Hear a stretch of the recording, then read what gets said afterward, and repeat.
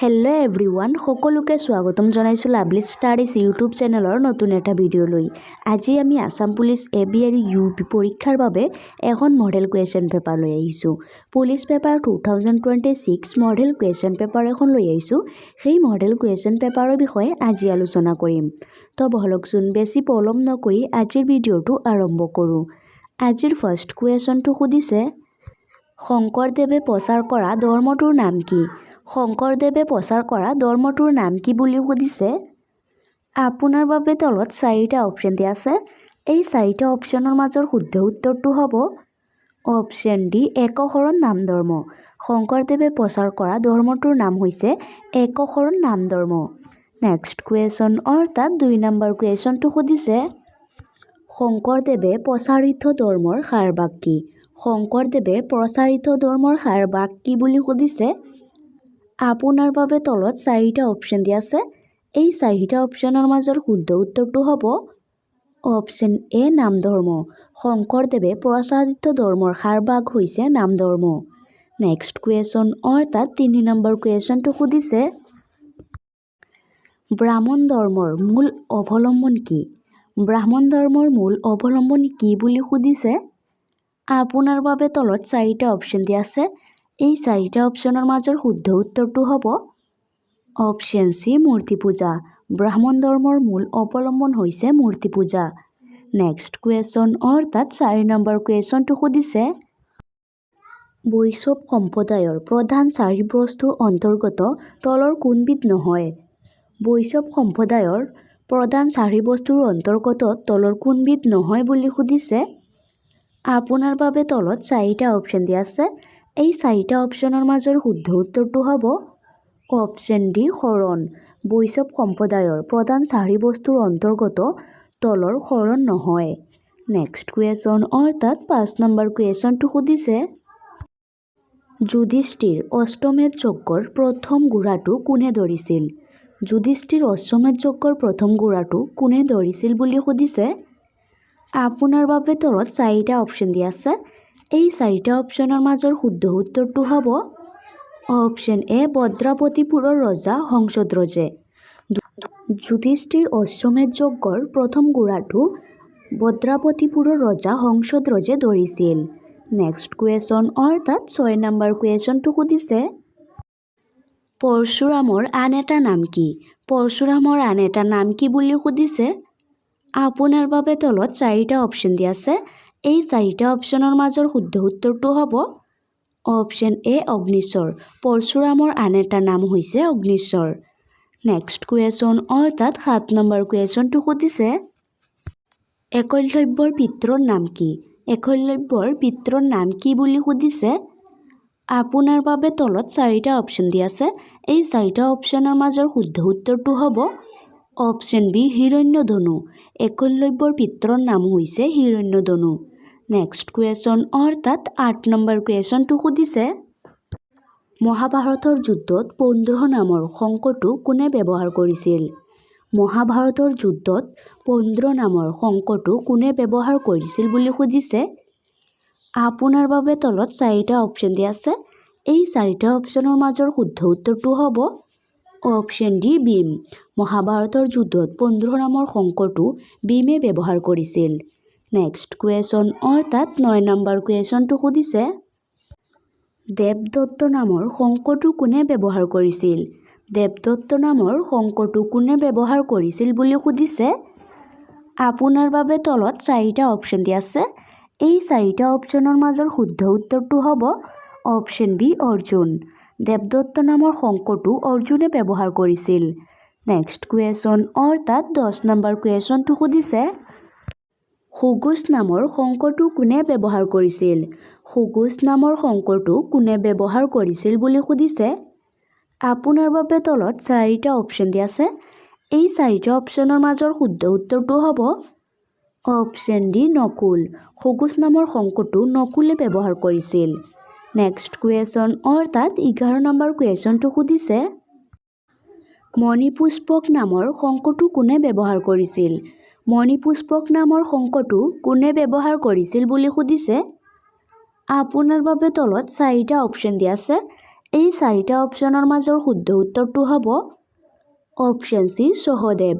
মণিপুষ্পক নামৰ শংকটো সহদেৱে ব্যৱহাৰ কৰিছিল। নেক্সট কুৱেশ্যন অৰ্থাৎ 12 নম্বৰ কুৱেশ্যনটো সুধিছে পাঞ্চজন্য নামৰ শংকটো কোনে ব্যৱহাৰ কৰিছিল? পাঞ্চজন্য নামৰ শংকটো কোনে ব্যৱহাৰ কৰিছিল বুলি সুধিছে। আপোনাৰ বাবে তলত 4টা অপশ্যন দিয়া আছে। এই 4টা অপশ্যনৰ মাজৰ শুদ্ধ উত্তৰটো হ'ব অপশ্যন এ শ্ৰীকৃষ্ণ। পাঞ্চজন্য নামৰ শংকটো শ্ৰীকৃষ্ণই ব্যৱহাৰ কৰিছিল। নেক্সট কুৱেশ্যন অৰ্থাৎ 13 নম্বৰ কুৱেশ্যনটো সুধিছে শংকৰদেৱৰ কোনখন গ্ৰন্থক অসমীয়া সমাজৰ গাই সম্পদ বুলি কোৱা হয়? শংকৰদেৱৰ কোনখন গ্ৰন্থক অসমীয়া সমাজৰ গাই সম্পদ বুলি কোৱা হয় বুলি সুধিছে।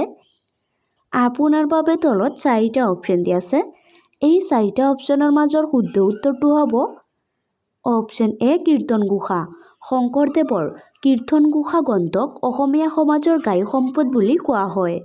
নেক্সট কুৱেশ্যন অৰ্থাৎ 14 নম্বৰ কুৱেশ্যনটো সুধিছে মাধৱদেৱৰ কোনখন গ্ৰন্থক অসমীয়া সমাজৰ গাই সম্পদ বুলি কোৱা হয়? মাধৱদেৱৰ কোনখন গ্ৰন্থক অসমীয়া সমাজৰ গাই সম্পদ বুলি কোৱা হয় বুলি সুধিছে। আপোনাৰ বাবে তলত 4টা অপশ্যন দিয়া আছে। এই 4টা অপশ্যনৰ মাজৰ শুদ্ধ উত্তৰটো হ'ব অপশ্যন বি নামঘোষা। মাধৱদেৱৰ নামঘোষা গ্ৰন্থক অসমীয়া সমাজৰ গাই সম্পদ বুলি কোৱা হয়। নেক্সট কুৱেশ্যন অৰ্থাৎ 15 নম্বৰ কুৱেশ্যনটো সুধিছে কোনগৰাকী কবি সাহিত্যক সূৰ্য সিদ্ধান্ত নামৰ জ্যোতিৰ্বিজ্ঞান গ্ৰন্থ এখনি ব্ৰহ্মবতীৰ নামেৰে অসমীয়ালৈ অনুবাদ কৰিছিল? কোনগৰাকী কবি সাহিত্যকে সূৰ্য সিদ্ধান্ত নামৰ জ্যোতিৰ্বিজ্ঞান গ্ৰন্থ এখনি ব্ৰহ্মবতী নামেৰে অসমীয়ালৈ অনুবাদ কৰিছিল বুলি সুধিছে। আপোনাৰ বাবে তলত 4টা অপশ্যন দিয়া আছে। এই 4টা অপশ্যনৰ মাজৰ শুদ্ধ উত্তৰটো হ'ব অপশ্যন বি কবিৰাজ চক্ৰৱৰ্তী। কবিৰাজ চক্ৰৱৰ্তী কবি সাহিত্যকে সূৰ্য সিদ্ধান্ত নামৰ জ্যোতিৰ্বিজ্ঞান গ্ৰন্থ এখনি ব্ৰহ্মবতী নামেৰে অসমীয়ালৈ অনুবাদ কৰিছিল। নেক্সট কুৱেশ্যন অৰ্থাৎ 16 নম্বৰ কুৱেশ্যনটো সুধিছে গজেন্দ্ৰ চিন্তামণি গ্ৰন্থখন কাৰ ৰচনা? গজেন্দ্ৰ চিন্তামণি গ্ৰন্থখন কাৰ ৰচনা বুলি সুধিছে। আপোনাৰ বাবে তলত 4টা অপশ্যন দিয়া আছে। এই 4টা অপশ্যনৰ মাজৰ শুদ্ধ উত্তৰটো হ'ব অপশ্যন ডি শম্ভুনাথ। গজেন্দ্ৰ চিন্তামণি গ্ৰন্থখন শম্ভুনাথে ৰচনা কৰিছিল। নেক্সট কুৱেশ্যন অৰ্থাৎ 17 নম্বৰ কুৱেশ্যনটো সুধিছে গজেন্দ্ৰ চিন্তামণি নামৰ গ্ৰন্থৰ আধাৰত কোনে হস্তিবিদ্যা বৰ্ণ নামৰ হাতী বিষয়ক চিকিৎসা বিজ্ঞানৰ গ্ৰন্থ এখনি ৰচনা কৰে? গজেন্দ্ৰ চিন্তামণি নামৰ গ্ৰন্থৰ আধাৰত কোনে হস্তিবিদ্যা বৰ্ণ নামৰ হাতী বিষয়ক চিকিৎসা বিজ্ঞানৰ গ্ৰন্থ এখনি ৰচনা কৰে বুলি সুধিছে। আপোনাৰ বাবে তলত 4টা অপশ্যন দিয়া আছে। এই 4টা অপশ্যনৰ মাজৰ শুদ্ধ উত্তৰটো হ'ব অপশ্যন এ সুকুমাৰ বৰকাইত। গজেন্দ্ৰ চিন্তামণি নামৰ গ্ৰন্থৰ আধাৰত সুকুমাৰ বৰকাইতে হস্তিবিদ্যা বৰ্ণ নামৰ হাতী বিষয়ক চিকিৎসা বিজ্ঞানীৰ গ্ৰন্থ এখনি ৰচনা কৰে। নেক্সট কুৱেশ্যন অৰ্থাৎ 18 নম্বৰ কুৱেশ্যনটো সুধিছে অসমৰ চৈত্ৰশলী মূলত 3 প্ৰকাৰৰ। তলৰ কোন প্ৰকাৰৰ ইয়াৰ অন্তৰ্গত নহয়? অসমৰ চৈত্ৰশলী মূলত 3 প্ৰকাৰৰ। তলৰ কোন প্ৰকাৰ ইয়াৰ অন্তৰ্গত নহয় বুলি সুধিছে। আপোনাৰ বাবে তলত 4টা অপশ্যন দিয়া আছে। এই 4টা অপশ্যনৰ মাজৰ শুদ্ধ উত্তৰটো হ'ব অপশ্যন চি ভাস্কৰ্য স্থাপত্য। অসমৰ চৈত্ৰশলী মূলত 3 প্ৰকাৰৰ। তলৰ ভাস্কৰ্য স্থাপত্য ইয়াৰ অন্তৰ্গত নহয়। নেক্সট কুৱেশ্যন অৰ্থাৎ 19 নম্বৰ কুৱেশ্যনটো সুধিছে আহোম স্বৰ্গদেউ ৰুদ্ৰসিংহৰ দিনত গীত গোবিন্দ নামৰ অনুদিত গ্ৰন্থখন কোনগৰাকী কবিয়ে লিখিছিল? আহোম স্বৰ্গদেউ ৰুদ্ৰসিংহৰ দিনত গীত গোবিন্দ নামৰ অনুদিত গ্ৰন্থখন কোনগৰাকী কবিয়ে লিখিছিল বুলি সুধিছে। আপোনাৰ বাবে তলত 4টা অপশ্যন দিয়া আছে।